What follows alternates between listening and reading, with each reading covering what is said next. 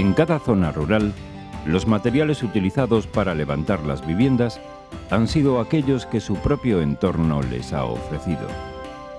La cobertura de los edificios de numerosos pueblos de la zona leonesa de montañas del Teleno está cerrada con una capa de losas de pizarra, colocadas en forma de escamas. En San Pedro de Trones, las canteras de pizarra, abiertas a la intemperie, delatan una intensa actividad de extracción de esta materia prima. Algunos canteros tradicionales nos van a mostrar cómo ha sido este trabajo hasta la implantación de la maquinaria. Bueno, pues esto, antiguamente, como veis, por aquí hay escombro, todo este escombro hay que irlo librando y dejar lo que es la pizarra lo más sana posible, no marearla, no darle golpes, ir quitando todo lo malo que haya, y cuando tengamos la piedra que nos pueda salir más fácil, pues se va rajando todo lo grande que se pueda sacar. Claro, no se puede sacar muy grande porque no hay medios, hay que sacarlo a mano. Entonces, esto es lo que estamos haciendo ahora. El rachón es la roca fragmentada de la montaña. Los pizarreros deben arrancarla en bruto para luego cuartearla hasta obtener las láminas o losas de pizarra. ¡Oh, carajo! Para la extracción de los bloques utilizan la maza y el guillo. El guillo es una cuña de hierro que por su forma penetra entre las capas de las losas y las separa. Pues para levantarlo en bruto, para que como es grueso, entonces va de menor a mayor, para que levante, para luego poder meter la barrilla y hacer cuña y que se levante la piedra. La roca de la cantera está resquebrajada por la acción de las explosiones de los barrenos. Cada cierto tiempo, y con los permisos correspondientes, se dinamita la cantera para fragmentar la piedra y facilitar su extracción. Ahora se va a barrenar, dando maza, con la maza. Y una vez que se ha emboquillado el tiro, se le echa agua. Y cuando se seque el agua, hay que con el palo, con el secador, hay que sacar el barro y sacudir el barro, porque si no, al secar el agua, queda el barro muy seco y no da vuelta a la barrena, entonces no se puede mover la barrena. Y cuando se seque el agua, hay que sacar la barrena para afuera y volver a echar agua y seguir barrenando. Eliodoro, Higinio y Sigfredo son tres pizarreros ya jubilados que nos van a mostrar cómo barrenaban ellos antes de la implantación del martillo neumático. No, tú arriba el carajo. Mientras Eliodoro sujeta el pistolo y lo va girando un cuarto de vuelta por cada golpe, Higinio y Sigfredo martillan con precisión y rítmicamente con las mazas. Cuando se empieza a formar polvo en el agujero, echan agua y tapan el pistolo con un saco para que no le salpique. Se echa nada más porque se hace mucho polvo y entonces pues hay que tratar de eliminarlo. Y entonces echa agua para que no salga el polvo, a que lo aspiremos nosotros. No cabe duda de que este trabajo era muy duro, tanto para los que martillaban como para el que sujetaba el pistolo, ya que tenía que soportar en sus manos las vibraciones del hierro y algún golpe producido por despiste de sus compañeros. A ver, está claras. Bueno, para y practicarlo. Ahora se seca. A medida que el pistolo o barreno va profundizando en la roca, se forma un barrillo que obstruye el agujero. Eliodoro lo extrae con la punta de un palo y vuelve a echar agua para continuar con el proceso.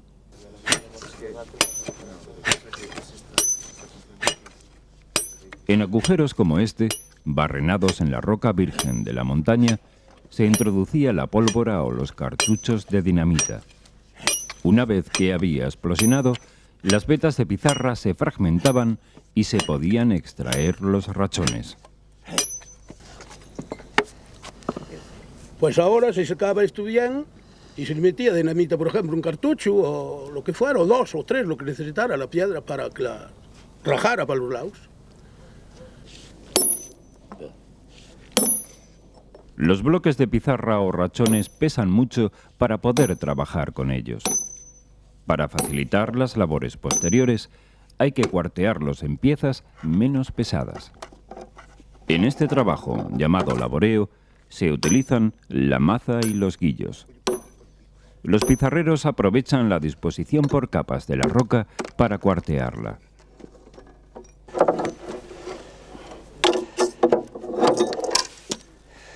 Vamos a mover la piedra para hacerle el corte. Allí. Para después poder trabajar, labrarla.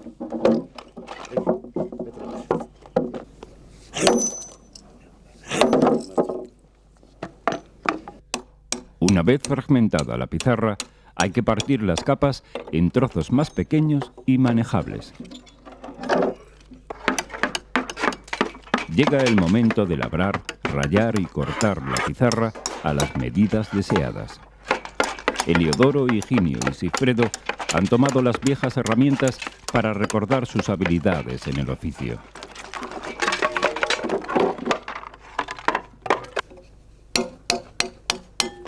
Labrar la pizarra es el trabajo más delicado y el que requiere una mayor experiencia.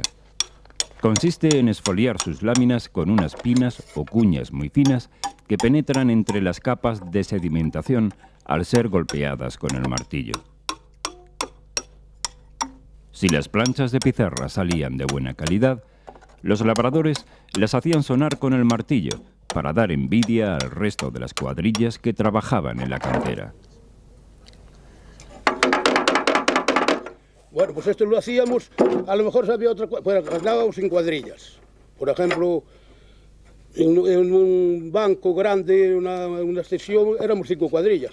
Y cuando salía bueno, pues para enfadar casi los otros, que la teníamos buena y así. Cuando los otros la tenían también buena, nos tocaban a nosotros. Bueno, ahora ya voy a coger la pieza para marcar y sacarle el mayor, aprovechar la pizarra lo máximo posible. Cuando las planchas de pizarra tenían el grueso deseado, pasaban al marcado o rayado. De esta labor se ocupaban los pinches, pues era la más sencilla. No obstante, había que poner especial cuidado en seleccionar las plantillas con los tamaños adecuados para aprovechar al máximo las losas de pizarra. Higinio elige las plantillas atendiendo a las dimensiones de cada plancha y marca su perímetro con la ralladora. Después, con la picacha, fragmenta la pieza para facilitarle la tarea al cortador.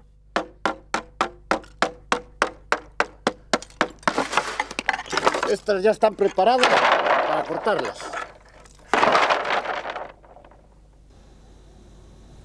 Un pequeño receso en el trabajo para echar un trago de vino con la bota siempre viene bien. Como esta pizarra ya está rayada, que la ha rayado el pinche ya, pues ahora vamos a pasar al último proceso, que es cortarla. Entonces la vamos a cortar con esta tijera. Sigfredo se encarga de recortar las losas con la tijera, siguiendo las líneas que le ha marcado el pinche. De este modo, el material preparado tiene diferentes dimensiones, según la zona del tejado donde vaya a ir colocado.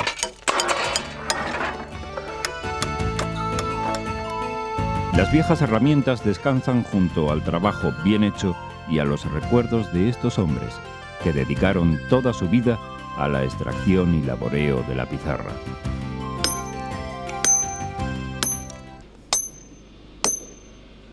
En la actualidad, las fases iniciales del proceso de exfoliación de las capas de pizarra se sigue realizando como antaño.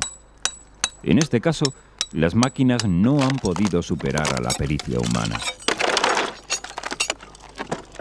Hemos acabado el montón de rachón que teníamos parteado, lo hemos labrado y ahora por último la pongo aquí para pasar a rayar la pizarra.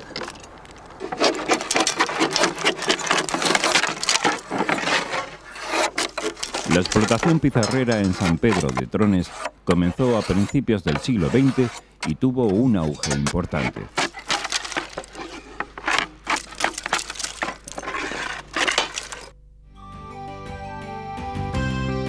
Las pizarras se recogían en cajas, se transportaban en carros tirados por bueyes y para llevarlas hasta la estación de Quereno debían atravesar el Sil con una barcaza.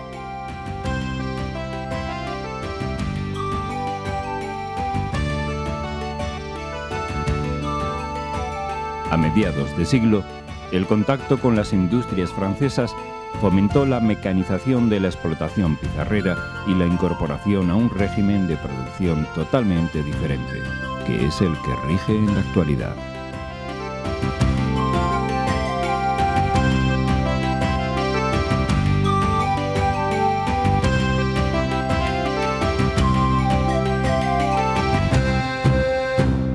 Soy Eugenio Monesma, director y productor del documental que acabas de ver. Si te ha gustado, te animo a que te suscribas activando las notificaciones desde la campanita y así podrás disfrutar de los cientos de documentales que ya tengo en el canal y de los que semanalmente voy a ir subiendo.